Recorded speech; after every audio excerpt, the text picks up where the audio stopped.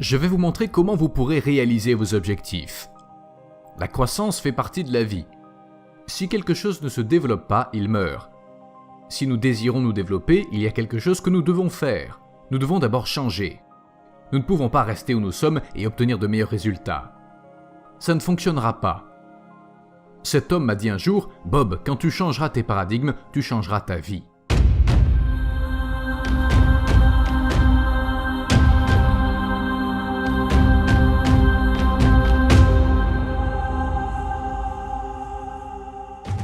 Lors des prochaines minutes, j'aimerais vous parler de vous. J'aimerais que vous pensiez à vous pendant un moment. Réfléchissez à votre vie. Pensez à comment vous vivez, puis pensez à comment vous aimeriez vraiment vivre. Pour cela, prêtez attention à tout ce que vous faites et vous finirez par comprendre que vous pouvez en réalité créer votre propre économie. J'ai appris ça il y a des années, quand un homme m'a dit « Bob, si tu lis ce livre et que tu fais exactement ce que je te dis, tu auras tout ce que tu désires. » Bien sûr, je ne l'ai pas cru sur le moment. Mais après avoir parlé à Véral, j'ai vu qu'il y croyait. Il était heureux, en bonne santé et fortuné. Moi j'étais malheureux, malade et fauché. Je n'avais pas de diplôme ni aucune expérience professionnelle. Il m'a dit « Ce n'est pas grave Bob, ce qui s'est passé avant appartient au passé. Mais ce qui se produira dans le futur est basé sur les décisions que tu prends maintenant. » Il me dit « Je sais comment gagner de l'argent, comment être heureux et surtout comment rester en bonne santé. Si tu fais exactement ce que je te dis, ta vie changera. » Et c'est ce qui s'est passé. L'année suivante, j'ai multiplié mes revenus. En fait, ma vie a tellement changé que j'ai pris une décision sur une chose. À partir de ce moment-là, j'aurai toujours un mentor avec moi. J'aurai toujours un coach. Et je choisirai quelqu'un qui sait comment faire ce que je veux faire. Puis je ferai exactement ce qu'il me dira. C'est ce que j'ai fait. Et c'est ce que je fais depuis plus de 50 ans. Un jour, je me suis assis, j'ai pris un stylo puis j'ai écrit « Je vais créer une compagnie qui opère dans le monde entier. » De nos jours, je diffuse ce message dans le monde entier. Je vais vous montrer comment vous pourrez réaliser vos objectifs. La croissance fait partie de la vie. Si quelque chose ne se développe pas, il meurt. Si nous désirons nous développer, il y a quelque chose que nous devons faire. Nous devons d'abord changer. Nous ne pouvons pas rester où nous sommes et obtenir de meilleurs résultats. Ça ne fonctionnera pas. Cet homme m'a dit un jour, « Bob, quand tu changeras tes paradigmes, tu changeras ta vie. » Je ne savais même pas ce qu'était un paradigme. Il me dit, « Je vais te montrer ce qu'est un paradigme. Tu m'as dit que tu voulais gagner plus d'argent. C'est vrai que c'est tout ce que je voulais. Je me disais que si j'avais plus d'argent, tous mes problèmes s'envoleraient. Je ne gagnais pas beaucoup d'argent et j'étais très endetté. J'en devais à tout le monde et je ne savais pas comment m'en sortir. Je n'en voyais pas la fin. Je payais une facture et une autre arrivait dans la foulée. Il m'a donc dit ceci. Il y a deux choses que tu dois savoir si tu souhaites créer de la richesse. Ce n'est pas difficile et tout le monde peut l'apprendre. Tu dois savoir où tu es et tu dois savoir où tu veux te rendre. Puis tu dois te diriger dans cette direction. C'est tellement simple et tellement évident que quand vous commencerez à étudier cela, vous vous demanderez forcément « Mais pourquoi tellement de gens sont-ils encore bloqués dans leur vie ?» En effet, beaucoup de gens sont encore bloqués dans leur vie. Nombreux sont ceux qui obtiennent le même résultat année après année. Ça peut fluctuer un peu, mais pas tant que ça. Vous savez, avec le potentiel que nous avons, nous pouvons doubler, tripler ou quadrupler nos résultats. Nous sommes la plus grande création de Dieu. Nous avons des pouvoirs mentaux qui vous surprendraient si vous preniez le temps de les étudier. Donc, la réponse évidente est que les gens ne doivent pas avoir d'objectifs. Je suppose que c'est vrai dans la plupart des cas, mais je pense que beaucoup de personnes ont des objectifs, mais qu'ils ne savent pas comment faire pour les atteindre. Je ne crois pas que ce soit ça le problème. Le problème se trouve ici, comprendre où nous sommes. Nombreux sont ceux qui ne savent pas vraiment où ils sont. Bien sûr, ils savent où ils sont physiquement. Je me trouve chez moi, dans un appartement, dans une boutique, je marche dans une rue de New York. Ils savent où ils sont physiquement, mais ils sont perdus mentalement. Ils ne savent pas pourquoi ils continuent d'obtenir les mêmes résultats encore et encore. Ils entretiennent le problème. Véral me dit « Je vais te dire pourquoi. C'est à cause des paradigmes. » C'est dû au paradigme tout simplement. Puis il me dit « Bob, tu devras contrôler le flux d'énergie de tes pensées. Et tu devras le laisser circuler librement à travers toi, ce qui améliorera tout ce à quoi il se connecte. Il y a une énergie qui circule à travers nous. Je ne développerai pas trop sur le sujet dans cette vidéo, mais sachez que vous pouvez photographier l'énergie qui sort du corps. Vous en avez peut-être déjà entendu parler. Il s'agit de la photographie de Kirlian. Vers 1934, en Russie, un homme dénommé Semyon Kirlian développa une forme de photographie qui permet de capturer la masse et l'énergie qui s'en dégage. Cette chose dans laquelle nous vivons est une immense masse d'énergie. Saviez-vous que nous possédions un potentiel d'environ 25 millions de kWh par kilo d'énergie stockée dans les électrons des atomes de notre corps? Nous sommes des générateurs ambulants, mais nous ne savons pas comment canaliser tout ça. Maintenant, jetons un œil à cette définition. Qu'est-ce qu'un paradigme ? Un paradigme est un programme mental qui détient presque, et je dis bien presque, le contrôle exclusif de nos comportements habituels.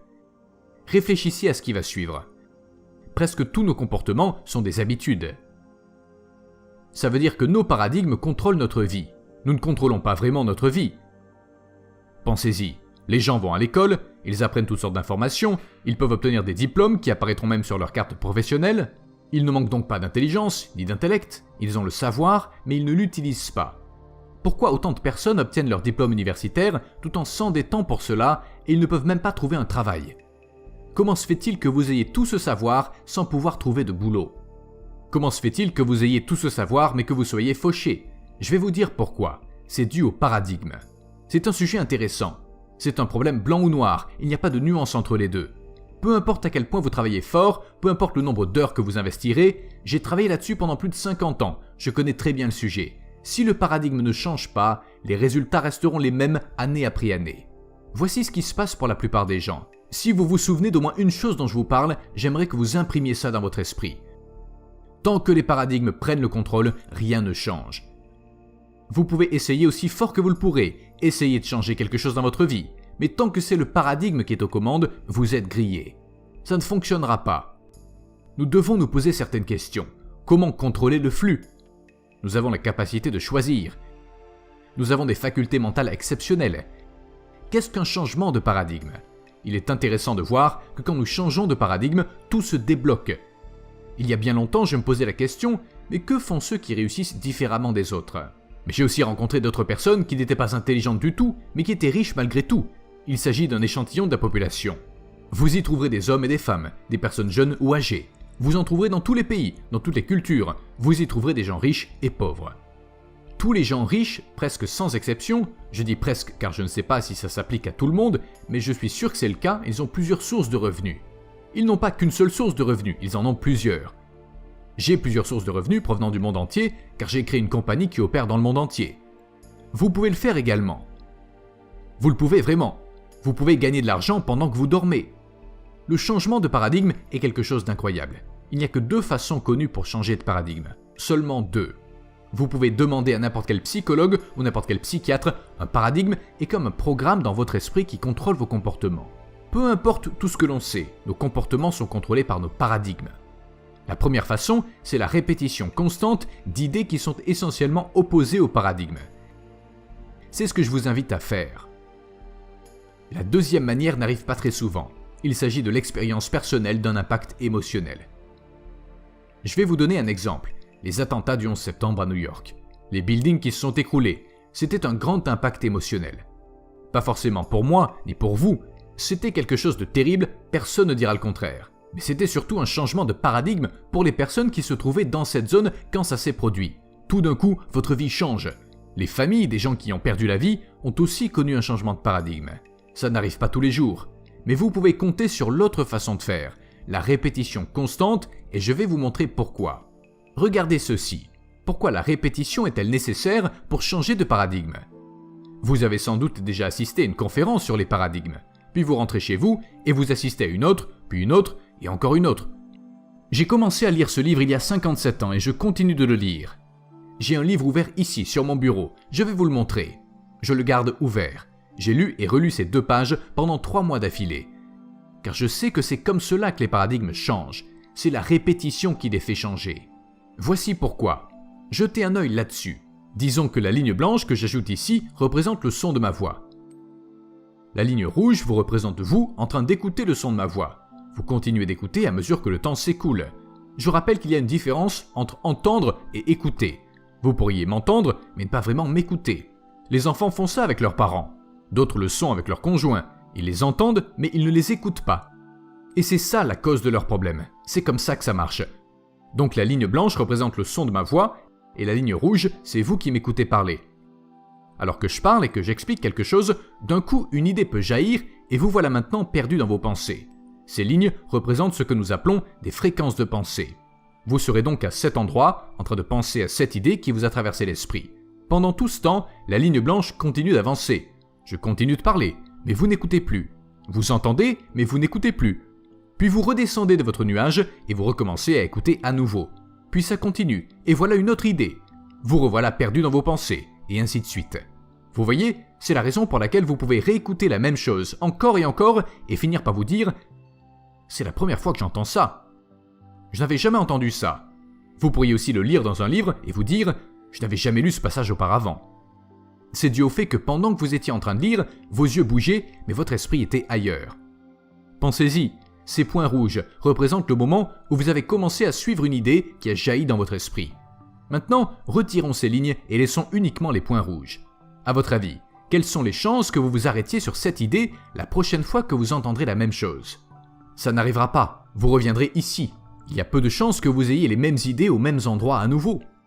Vous ne devenez émotionnellement impliqué dans une idée qu'une seule fois, puis vous avez une autre idée à un autre endroit. Avec la répétition, tout peut changer dans votre vie. Je ne le savais pas, mais j'ai commencé à lire ce livre. Puis j'ai écouté un enregistrement de Earl Nightingale en 1961.